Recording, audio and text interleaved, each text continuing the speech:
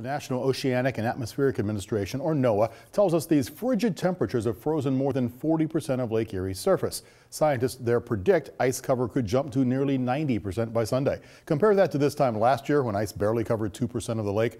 Great Lakes Today's Elizabeth Miller is with Joe Froelich now to talk more about our icy lakes and the impact they're having in the region. Joe? Hey, thanks, Rick.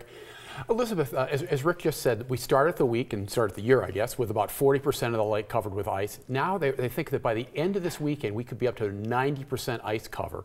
Is that unusual for this early in the winter? According to scientists at NOAA, this is pretty normal. It just seems unusual because of the past 2 years. We haven't had much ice or ice at all. As Rick said, at this time last year, just 2% of Lake Erie's surface was covered with ice. And 2 years ago on this day, it was 0% covered. So it's quite a change. And it's not just Lake Erie. All of the Great Lakes are seeing higher ice cover than they have in the past couple years. And so I'll be watching to see how long this ice lasts, because NOAA says that ice cover typically peaks until mid-February. So it's a little early. Okay. Let's talk a little about what the impact of having that ice on the lake and on Cleveland and on the region. Well, we could be seeing more snow, or less snow with more ice. And then another thing, there have been a couple canceled events. There was a polar bear plunge down at Edgewater Beach that got canceled. And there's also been some threats to wildlife, waterfowl, including ducks. But it's really affected shipping in the region. Just this week, a ship couldn't enter Cleveland Harbor without the Coast Guard's assistance. And with the Great Lakes shipping season, it's actually almost over. And for the St. Lawrence Seaway up north, it was supposed to end December 31st, but that didn't happen because of ice and because of cold.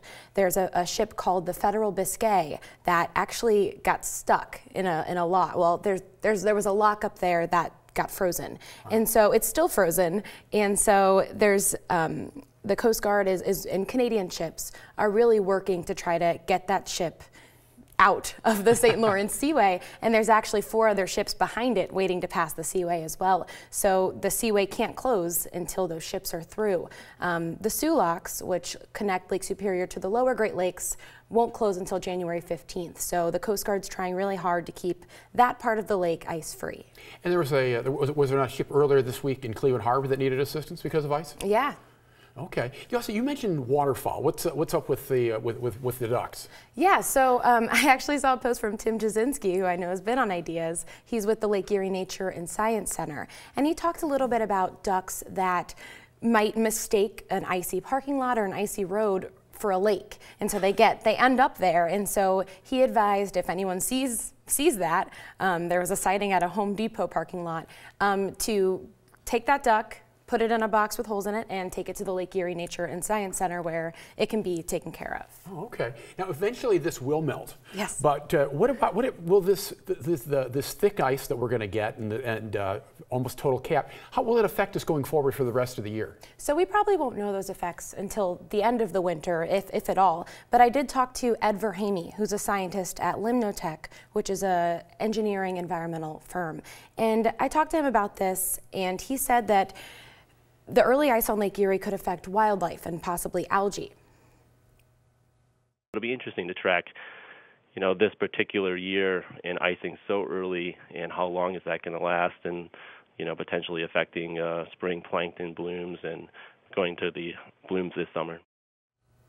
Okay, well, it's not all bad news, obviously, with this kind of weather. At least, I guess, people who like to ice fish, this is good for them, right? Yes, it's very good for them. I've seen a lot of posts and pictures of shanties all out on Lake Erie. And the thing is, some of these people that I've talked to, especially on South Bass Island, bought these really nice shanties after the 2015 winter and then had 2 years of no ice. So now they're excited to get to use those shanties that they bought. I talked to Lieutenant Junior Grade Kyle Maxey. He's with the Coast Guard. And this is the time of year when the Coast Guard does a lot of search and rescue missions. And so he told me about the acronym ICE. And here he is to explain what that means. Information, clothing, and equipment. So the I, obviously, is get the right information on the weather and ice conditions, know the thickness of the ice, know where you're going. The second one, the C, is just for the clothing. Obviously, hypothermia is the biggest issue we deal with when it's decreased temperatures and ice on the water. And then the final thing is the equipment. So you never want to venture out onto the ice without some sort of safety equipment, whether it be a radio, a personal locator beacon. Always have a life jacket, which would help in the event that you do go on the water. Okay. One last quick question here. Compared to what NOAA was predicting at the start of the winter, how do we look so far? Well, NOAA predicted 48% ice cover for Lake Erie, so we'll see. All right, Elizabeth Miller, Great Lakes Today. Thank you.